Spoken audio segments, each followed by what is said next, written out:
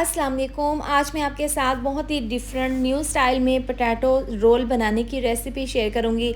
ये खाने में जितने टेस्टी हैं ना, क्रिस्पी हैं, देखने में तो काफ़ी खूबसूरत हैं और बहुत ही ज़बरदस्त बनते हैं। आप इसको पोटैटो समोसा भी कह सकते हैं।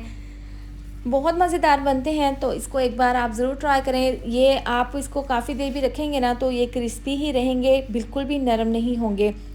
तो इस मज़ेदार सी रेसिपी को आप लास्ट तक ज़रूर देखें। तो चलिए इसको बनाना शुरू करते हैं। सबसे पहले हम पोटैटो रोल्स के लिए डो तैयार कर लेंगे। तो ये 2 कप मैदा है, इसको मैंने छान लिया था। आधी चम्मच नमक डाल देंगे, 4 चम्मच ऑयल डाल देंगे। इसको हाथों से अच्छे से मिक्स कर लेंगे। ये स्टेप आपने ज़रूर फॉलो करने हैं। आपने पहले मैदे में ऑयल को अच्छे से इस तरीके से मिक्स कर देना है। अब डाल देंगे इसके अंदर नॉर्मल पानी, थोड़ा सा पानी डाल देंगे। और जिस तरह रूटीन में हम अपने घर पर आटा गूंथते हैं ना रोटी बनाने के लिए, सेम उसी तरीके से थोड़ा थोड़ा डाल कर ना इसका हमने एक ज़बरदस्ती हमने इसकी डो बना लेनी है। और देखें, इसको मैंने बहुत अच्छे से गूंद लिया था। अब इसको कवर करके साइड पर रख देंगे।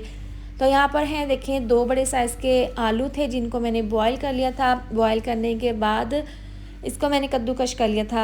अब बिल्कुल बारीक चॉप कटी हुई डाल देंगे। हाफ़ प्याली गाजरें इसके साथ ही डाल देंगे, शिमला मिर्च और इसके साथ सब्ज़ मिर्चें बारीक काट कर, धनिया डाल देंगे। पोटैटो रोल्स को हम कुछ डिफरेंट सा बनाएंगे। तो यहाँ पर देखें, नमक 1 चम्मच, आधी चम्मच काली मिर्चों का पाउडर, आधी चम्मच लाल मिर्चों का पाउडर, आधी चम्मच धनिया पाउडर, इसके साथ ही आधी चम्मच डाल देंगे ज़ीरा पाउडर।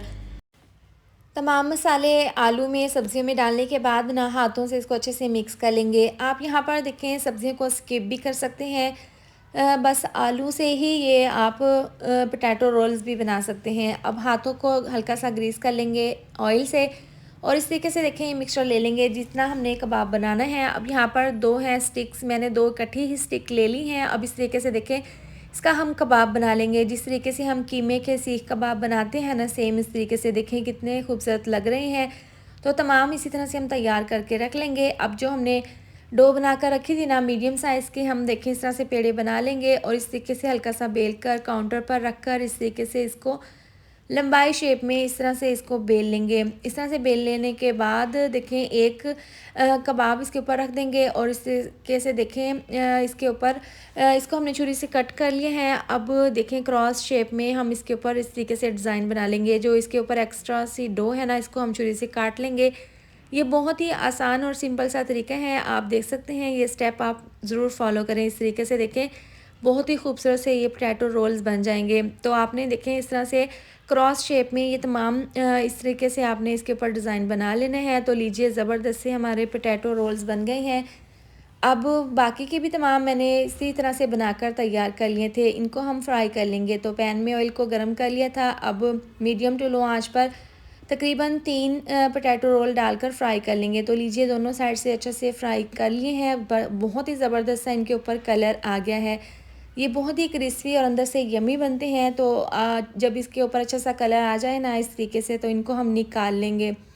निकालने के बाद देखें, अब बाकी के जो पोटैटो रोल्स हैं ना, इनको भी हम इसी तरह से फ्राई कर लेंगे। और हमने इसको इसके ऊपर इस तरीके से रखना है ताकि इसके ऊपर से जितना भी एक्स्ट्रा ऑयल हो ना वो निकल जाए।